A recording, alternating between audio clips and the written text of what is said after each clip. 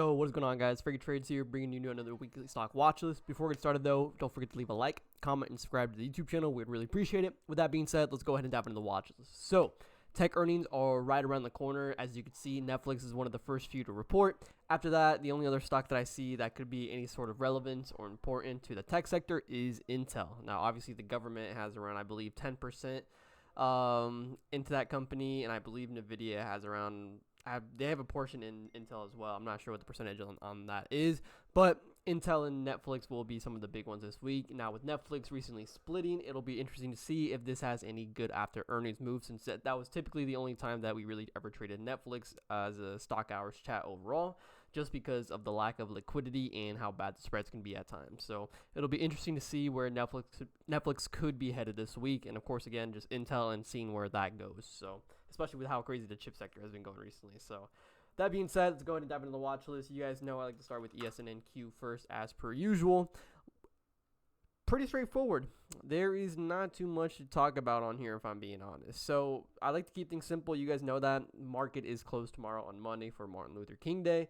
So we have one day off, so we'll resume back on Tuesday. But for the meantime, I am looking on ES and anything above 70.20. After 70.20, I'm looking for anything above that 70.30 to 7.36 all-time high area on ES. Now, as far as the downside goes, really not looking at anything until maybe below 69.30 or below 6900. Like I said, I like to keep things really simple and straightforward. It's roughly around a 40 to 50 point range from both sides. So again, it's pretty rough just because of how tough this whole range has been on ES. So I'm trying to keep things super simple and just kind of keep a bigger outlook and seeing where we could head throughout the market by not overcomplicating things. So that's what I have on ES. NQ is in the same boat. NQ is a lot more straightforward than ES because on NQ, you could see the range that we are currently stuck in. If I put this on the 1 year, 1 day, you guys will see what I'm talking about. You can see that we have been struggling to close above 26,000 or getting below 25,000 as a whole. So with NQ, if I put this on the 4 hour, you guys can't see that I have a 4 hour trend here that we have been rejecting off of it as well. So this trend line could prove some relevance as well as the 26,000 area overall. So that is something important to note on NQ. Now this could be moving slower overall because tech earnings are right around the corner. So things could be a little bit choppier. Things could be a lot more slower. But anything can change. Anything can happen, right? Market could be more volatile for all we know. So it's our job to kind of keep a close eye and see how NQ is going to react at these important levels and points throughout this week and the next few weeks coming up with AMD, Tesla, NVIDIA, all these other stocks reporting around the same time. So, but yeah, that's about it. We can go ahead and go into the watch list. First things first, I'm sure you guys already know on top of your head, it's going to be MU.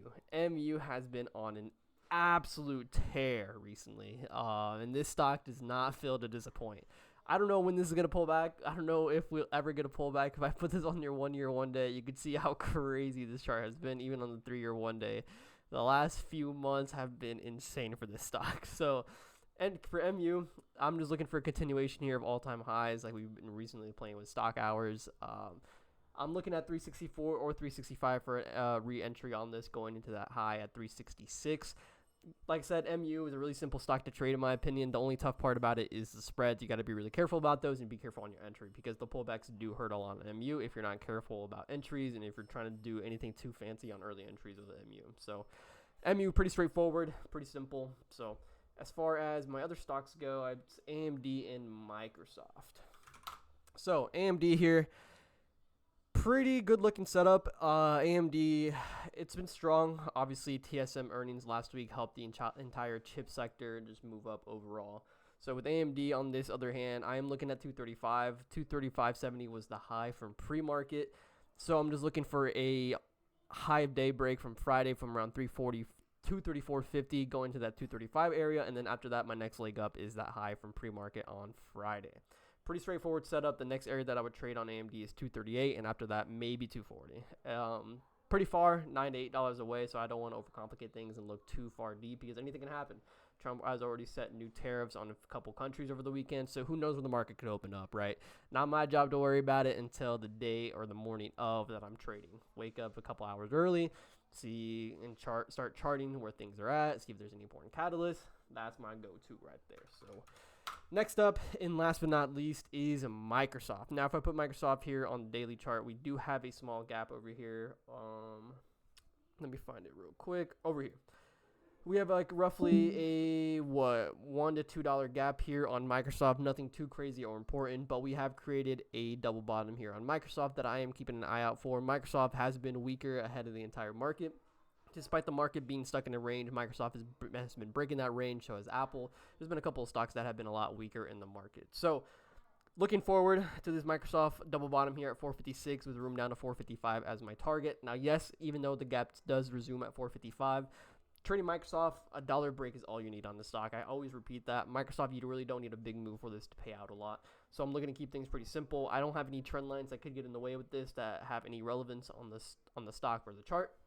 So looking to keep things pretty simple on this from 456 down to 455 as a target for a break of that. So, but yeah, that is about it for the watch list. Pretty straightforward, pretty simple. But yeah, with that being said, hope you guys enjoyed the short video and the watch list. And before you guys go, don't forget to leave a like, comment, and subscribe to the YouTube channel. We'd really appreciate it. With that being said, hope you guys enjoy the rest of your weekend and then have a killer day starting on Tuesday with this short week that we're going to have. So y'all take care and peace out.